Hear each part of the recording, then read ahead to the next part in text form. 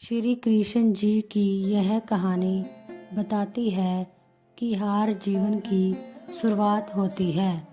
भगवान श्री कृष्ण का जन्म इसलिए हुआ था कि वह कंस का वध कर समस्त पृथ्वी लोक को उसके द्वारा किए जाने वाले अत्याचारों से मुक्त कराने के लिए हुआ था।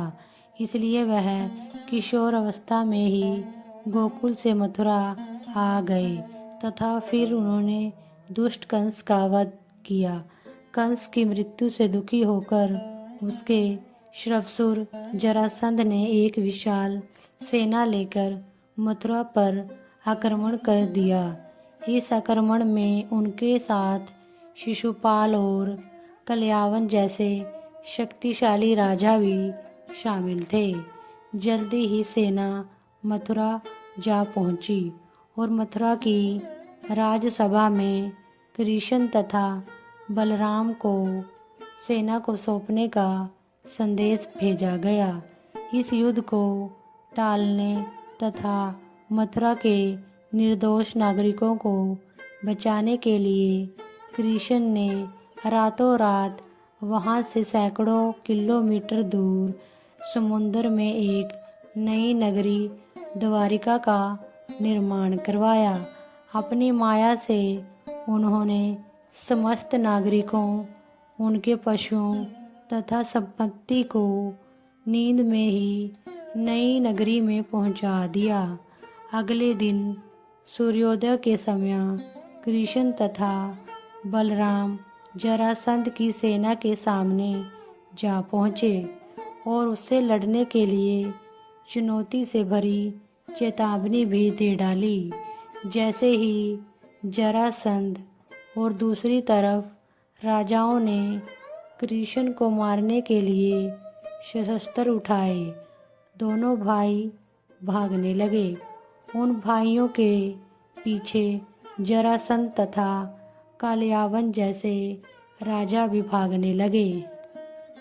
कुछ ही देर में वह दोनों भाई भी बहुत आगे निकल गए और उनके पीछे केवल कालयावन रह गया, क्योंकि उसे पता था कि देवताओं ने वरदान दिया था कि उसकी हत्या किसी अस्त्र या शस्त्र से नहीं होगी।